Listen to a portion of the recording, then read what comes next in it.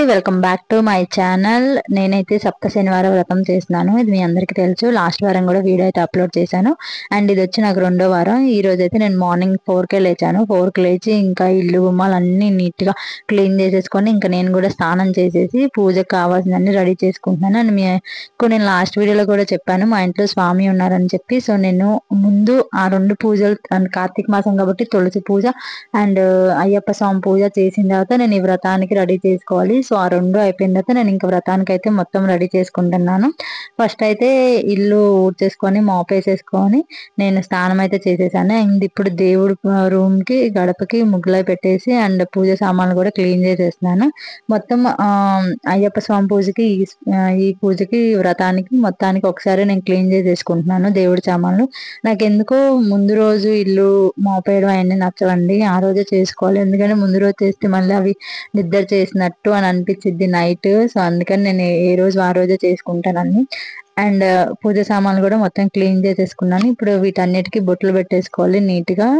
ఖచ్చితంగా నేనైతే పూజ సామాన్లు రోజు క్లీన్ చేస్తాను. చాలా మంది వీక్లీ వన్స్ అలా క్లీన్ చేసుకుంటారు. నాకు అలా నచ్చదు, ఎందుకో జిడ్డు జిడ్డుగా అనిపిస్తాయి. సో నేను రోజు క్లీన్ చేసుకుంటాను. ఈ రోజు వ్రతం ఉంది కాబట్టి వెండివి కూడా పెడుతున్నాను వ్రతం దగ్గర. నార్మల్ గా అయితే ఇత్తడివి రాగివే ఉంటాయి పూజ సామాన్లు. అండ్ అన్నిటికీ మంచిగా బొట్లు అయితే పెట్టేసుకున్నాను. అండ్ వీటిలో ఇప్పుడు మనం ఫస్ట్ అయితే నేను ఇప్పుడు అయ్యప్ప స్వామి పూజ అయితే చెయ్యాలి. అది చేసిన తర్వాత నేను వ్రతానికి అయితే రెడీ చేసుకుంటాను. అండ్ పూజ అయిపోయిన తర్వాత ఇప్పుడైతే నేను పీట ఒకటి నేను ముందు రోజు రెడీ చేసేసుకున్నానండి. ఎందుకంటే లాస్ట్ టైం కూడా నాకు మార్నింగ్ పీట రెడీ చేయడం అవ్వలేదు. సో సింపుల్ గా చేసేసుకున్నాను లాస్ట్ టైం. సో ఈసారి అలా కాకుండా నేను ముందు రోజు రెడీ చేసుకొని ముగ్గై వేసుకొని పెట్టేసుకున్నాను. ఇప్పుడు జస్ట్ పసుపు కుంకుమ అక్షింతలు వేసేసుకొని అండ్ క్లాత్ నేను ఎలా రెడీ చేయాలి ఏంటనేది వీడియో కూడా చేశాను. మనం ఎల్లో కలర్ క్లాత్ ఎలా రెడీ చేసుకోవాలని అది నేను వీడియో కూడా అప్లోడ్ చేశాను ఇన్స్టాగ్రామ్ లో, ఒకసారి చెక్ చేయండి. అండ్ బియ్యం అన్ని వేసేసుకొని స్వామిని అయితే పెట్టేసుకోవడానికి రెడీ చేసుకుంటున్నాను. స్వామికి కూడా నేను చక్కగా ఫోటో అంతా తుడిచేసుకొని బొట్లో పెట్టేసుకున్నాను. గంధం అండ్ కుంకంతో కుంకం మంచిగా బొట్లో పెట్టేసుకొని అండ్ ఇక్కడ బియ్యము పసుపు కుంకుమ అక్షింతలు వేసుకొని స్వామిని అయితే పెట్టేసుకున్నాను. చాలా మంచిగా అనిపించిందండి.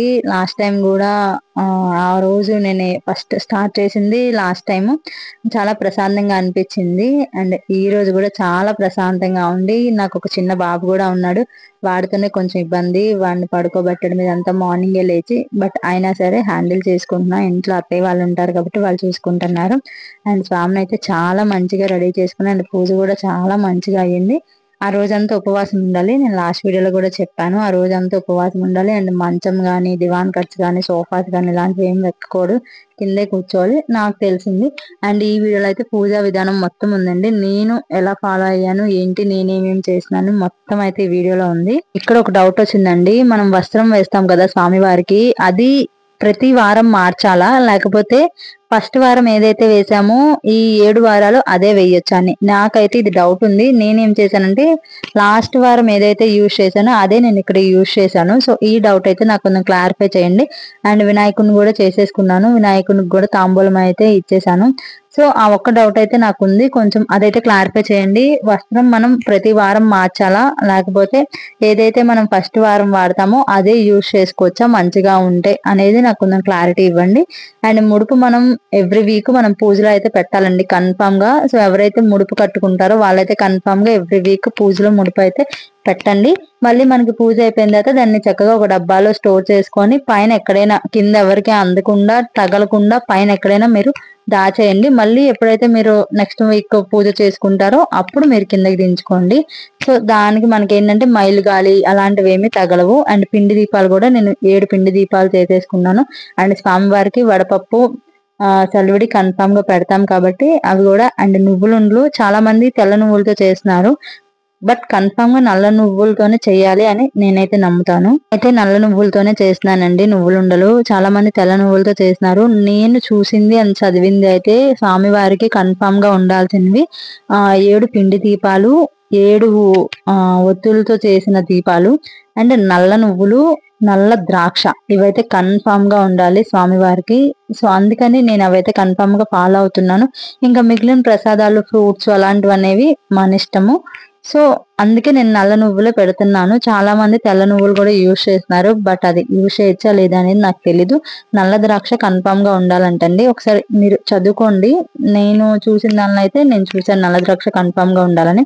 సో దాని ప్రకారం నేనైతే చేసుకుంటున్నాను పూజా విధానం. మీకు నచ్చితే ఇది ఫాలో అవ్వచ్చు. నేను ఎలా చేశానో దాని ప్రకారం మీరు కూడా చేసుకోవచ్చు. లేదంటే మీరు వేరే సింపుల్ గా ఏమైనా ఉండకూడదు. నేను చేసేది కూడా చాలా సింపుల్ గానే ఉంది. ఒకసారి మీకు నచ్చితే ఇలా కూడా ట్రై చేయండి. అండ్ నేనైతే ఈ రోజు శనగలు నైవేద్యంగా పెట్టుకున్నానండి. లాస్ట్ వారం వచ్చి పరమాన్నం చేశాను. ఈ వారం శనగలు నైవేద్యంగా పెట్టుకున్నాను.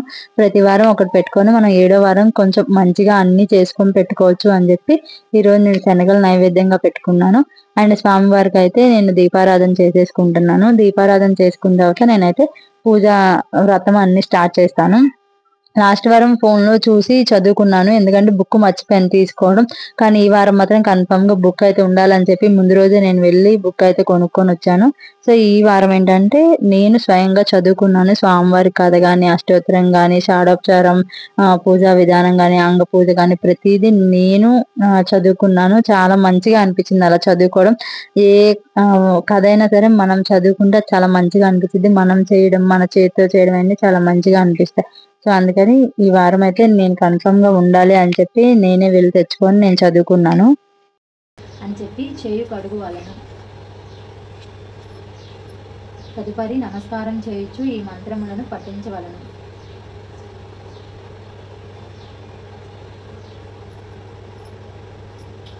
తర్వాత అంగ పూజ, గణపతి పూజ, షాడోపచార పూజ అన్ని అయిపోయిన తర్వాత నేనైతే వ్రత కథ అయితే స్టార్ట్ చేశాను. నాకు ఈ పూజా విధానం మొత్తం వచ్చి ఒక 1 అవర్ పట్టిందండి. మొత్తం 1 అవర్ లో మొత్తం కంప్లీట్ చేసేసాను. వ్రతం కూడా నేనే చదువుకున్నాను మంచిగా. అప్పుడు ప్రజలకు శ్రీమన్నారాయణ పూజించుకునే అవకాశం ఎట్లా వస్తుంది అని ప్రశ్నించాడు. బ్రహ్మదేవుడు, కుమారా నువ్వేటాడు కదా, ఏదో ఒక కారణం కల్పించుకొని భూలోకంలో ఏదో ఒక రూపంలో అవతరిస్తాడు. ఏషాయ నమః, ఓం నమో శ్రీ వెంకటేశాయ నమః, ఓం నమో శ్రీ వెంకటేశాయ నమః. అదంతా నేను మంచిగా చదివేసుకున్న తర్వాత స్వామివారికి అయితే కొబ్బరికాయ కొట్టేసి నివేదన అయితే చేసేసాను.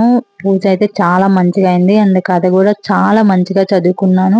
అష్టోత్తరాలు అండ్ స్వామివారికి ఉండే పాటలు కానీ అన్ని ఒక 2 పాటలు పాడుకున్నాను. చాలా మంచిగా జరిగింది. అండ్ హారతి ఇచ్చేసి నేను కూడా హారతి తీసుకొని తాంబూలం అయితే ఇచ్చేసాను. లాస్ట్ వారం వచ్చి మా నానమ్మ వాళ్ళకి ఇచ్చాను తాంబూలం. నానమ్మ, తాతయ్య ఉంటే వాళ్ళకి ఇచ్చాను. ఈ వారం మా అత్తయ్యకి ఇచ్చాను తాంబూలం. అలా మనం 7 వారాలు 7గురికి తాంబూలం అయితే ఇవ్వాలి. 7వ వారం మనం 7గురిని పిలిచి భోజనం పెట్టుకుంటే ఇంకా చాలా మంచిది. సో నేనైతే 7వ వారం అలా చేద్దామని చెప్పి అనుకుంటున్నాను. సో ఇప్పుడైతే 7 వారాలు తాంబూలం అయితే ఇచ్చుకుంటున్నాను ఒక్కొక్కరికి. ఈ వారం మా అత్తయ్యకి అయితే తాంబూలం ఇచ్చాను. సో ఇలా స్వామివారికి హారతి ఇచ్చేసి నా వ్రతం అయితే ఈ వారం కంప్లీట్ చేసేసాను 2వ వారం. సో ఎవరికైనా నచ్చితే నా వ్రత కథ అదే నా వ్రత విధానాన్ని ఫాలో అవ్వచ్చు. పూజ అయితే చాలా మంచిగా జరిగింది ఈ వారం. సో ఈ వీడియో నచ్చిందని అనుకుంటున్నాను. ఈ వీడియో కనుక మీకు నచ్చినట్టయితే లైక్ చేయండి, షేర్ చేయండి అండ్ సబ్స్క్రైబ్ కూడా చేసుకోండి. తప్పులు చేసినా చెప్పినా క్షమించండి. Bye bye.